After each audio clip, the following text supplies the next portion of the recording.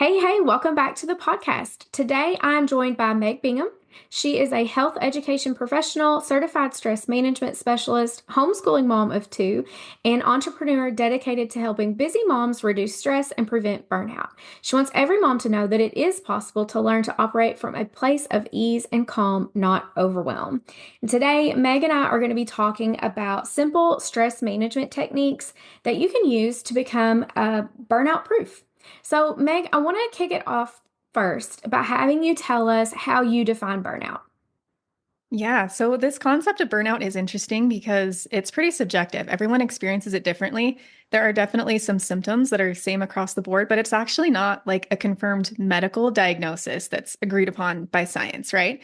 And so for moms specifically, when we're feeling burnt out or exhausted, which happens a lot depending on what season of life you're in, if you have babies or tinies or toddlers, you might be feeling exhausted, but with that exhaustion is tied to this sense of maybe feeling some hopelessness, right? Like I'm never going to get on top of things. I'm just so drained. Why do I even try? Things like that. May start to, a lot of these symptoms also overlap with depression and anxiety as well. So as I'm working with clients, I always recommend if you are struggling with these feelings, I should have led with this disclaimer. If you are struggling with these feelings, and just feel like you really are constantly in a state of overwhelm, then 100% check in with a licensed medical professional, whether it's talking with your doctor or talking with a therapist. Be sure that you get help because even though these things are a normal part of our human experience, life doesn't have to be this way. And there are resources to help you out of that. So that's my disclaimer. But back to the topic of burnout, you might lose interest in things that you love to do. You might lose motivation to do things that you need to do. So, like that pile of dishes, you're just not motivated to do it.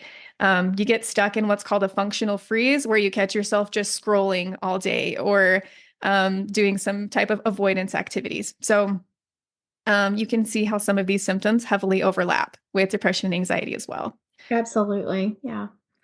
And I think too, I think you can have burnout in your life in different areas, sometimes all at Definitely. once, sometimes at different times. Like you can get burnout at work, you can get burnout with mom life and your kids, you can get burnout kind of like with other relationships you have in your life. And sometimes, like I said, it's all encompassing all at once. Like you're just kind of burnout on everything. And then other times, it's kind of just one area that you're really feeling burnt out with. So, Yeah, that's a really great point, actually. Like right now, I'm dealing with meal prep burnout, not meal prep, but the cooking dinner for other people every single night until you die, basically, yep. right? That's, And and thinking you of can what that's totally going to get, do. yeah, you can totally get task burnout, right? And so that's a really great point. It doesn't have to be like this whole all-encompassing thing.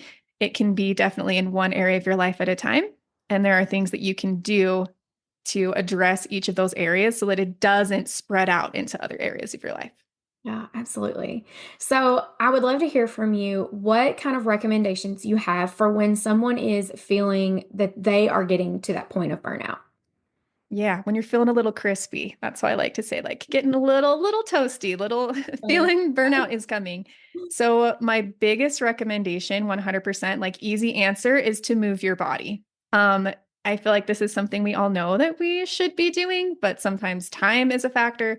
Sometimes we don't have energy to get up and start that going, whatever it is. If you just have like a 15-minute dance party in your kitchen with your kids, that counts as moving your body. The music as well can lift your mood, things like that. So my number one, like quick 10-minute or less little boost that can help you is to just move your body in one way or another. I don't know how deep you want me to go here, but Yeah, no, I love that. I think, like, as you were saying that, I think about how sometimes I tell my kids, like, they just need to get their wiggles out, like they just yes. need to Yeah. move. And I feel like we lose that as adults. Like, we get in school and we have to sit all day, then we're at work, we have to sit all day. And you're right, sometimes just getting up and moving around, even if it's not like, it's not a workout, it's a dance party in the Yeah. kitchen. I'm just literally going to get up and walk around the house for a few minutes. It's that shift you get in your mind from I'm leaving whatever this task is that I'm doing, and now I'm just going to get out and move. I love to get outside, but it's so Yes. hard for me, like in the winter months when it's colder. Now, when it's nice outside, that's what I do. I'll go right out the front door. I'll go make laps in the driveway to just, have a break and move. But it does get a little harder in the winter months for me, so I have to get creative. Yes. Yes.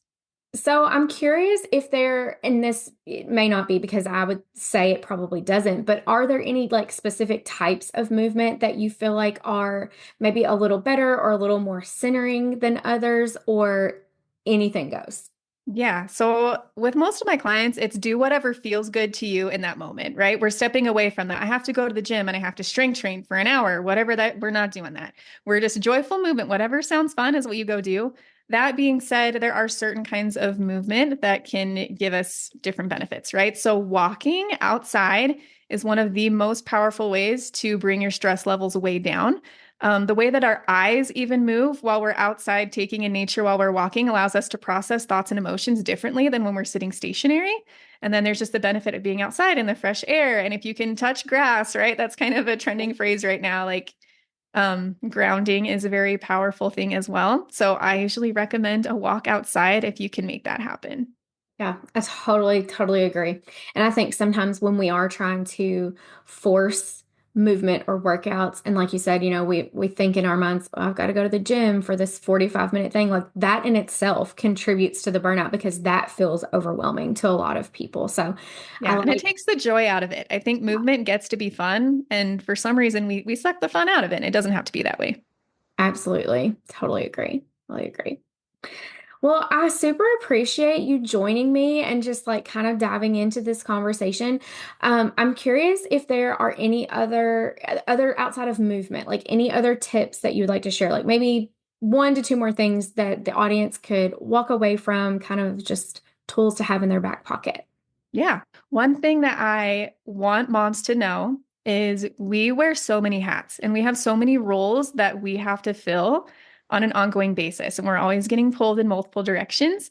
And I just want everyone to know that we think we need better time management skills, right? We just think if I could just manage my time better, I could get this all done. The truth is, you probably actually are managing your time very well. You have amazing time management skills. The truth is, we just have way too many things on our plate.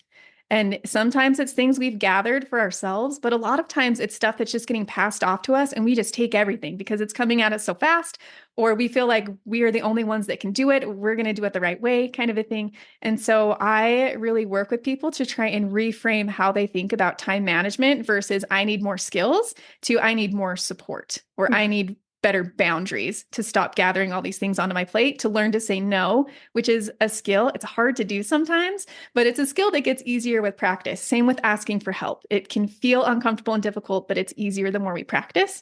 So I think that's the number one thing I would love for moms, especially to come away with is you don't need better time management skills. You need more support or better boundaries. Yes. Yeah. Boundaries and more support and asking for that. Yes. Sometimes as women, I think we just have a hard time voicing, hey, I could really use help with this specific thing because we feel like we have to take it all on and do it all ourselves. So I think that's great advice. Yeah.